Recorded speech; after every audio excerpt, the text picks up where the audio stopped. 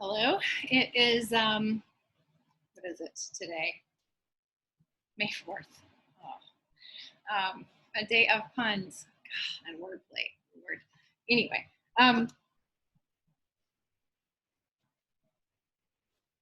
May 4th means that it is the 4th day of Donne's La Corona sonnet sequence. 4th sonnet is up. Like I have been doing, I'm going to reread the preceding sonnet so we remember that the predominant characteristic of a corona is that the final line of the sonnet that precedes the sonnet that follows is the first line of that next sonnet. So keep your ears open for that. I'd also encourage you, as you listen, to see if the meaning of the line that gets repeated shifts as the topic of the poems themselves shift. And yeah, what else?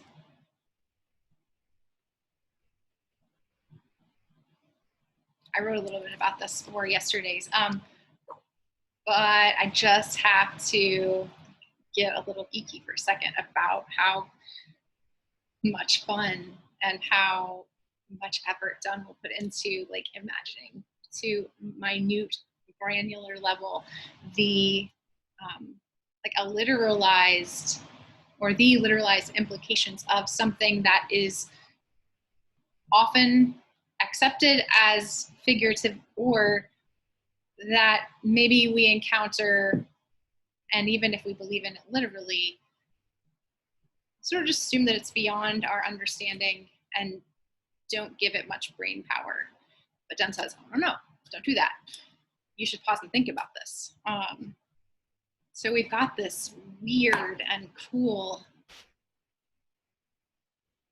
sequence of sonnets so far that tries to imagine the nature of being for these divine or like semi-divine entities. He tries to imagine what the concrete implications of the Immaculate Conception are for God, and God embodied as Jesus, or the Son embodied as Jesus. And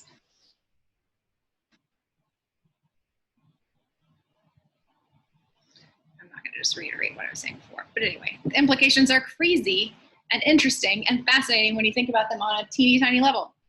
And Donne loves to do this, and it pays off for him in spades because it is through this like granular looking and thinking and this compulsion to understand and then compulsion to communicate that makes him notice or observe so closely that he notices similarities between things that seem completely dissimilar from one another, which, if you know anything about metaphysical poetry, the poetry that Donne sort of like poster person for, you'll understand that that particular kind of noticing and then the comparison of these things that seems completely dissimilar or unrelated is what makes up a metaphysical conceit, one of the major poetic figures of metaphysical poetry.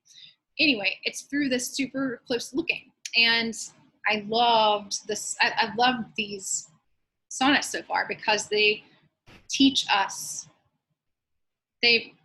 by voicing these poems ourselves, they're forcing us as readers, or as speakers, but as readers especially, to meditate on the things that Donne was meditating on. So walking us as thinkers through the process of this kind of thinking, which I think, which Donne is implying we all ought to do if we're going to try to understand things that we believe in, or just things that surround us. Yeah. Anyway.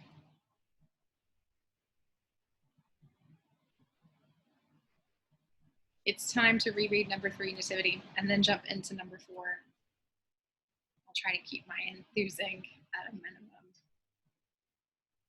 And in my preamble now. Okay. Number 3, Nativity. Immensity, cloistered in thy dear womb, now leaves his well-beloved imprisonment. There he hath made himself, to his intent, weak enough, now into our world to come. But oh, for thee, for him, hath the inn no room? Yet lay him in this stall, and from the Orient stars and wise men will travel to prevent the effect of Herod's jealous general doom.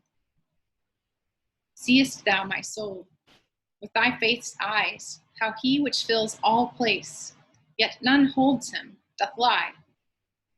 Was not his pity towards thee wondrous high, that would have need to be pitied by thee?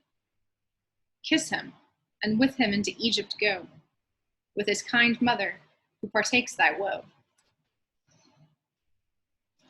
Number 4, temple.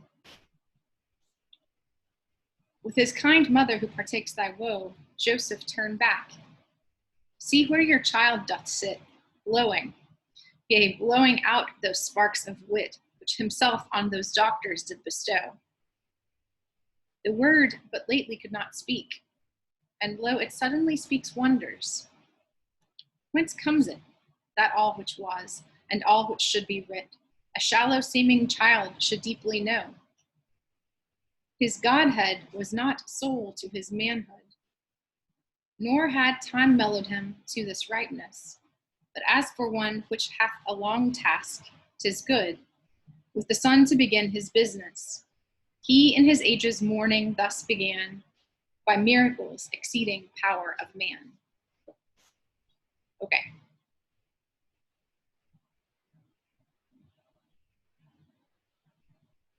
More tomorrow.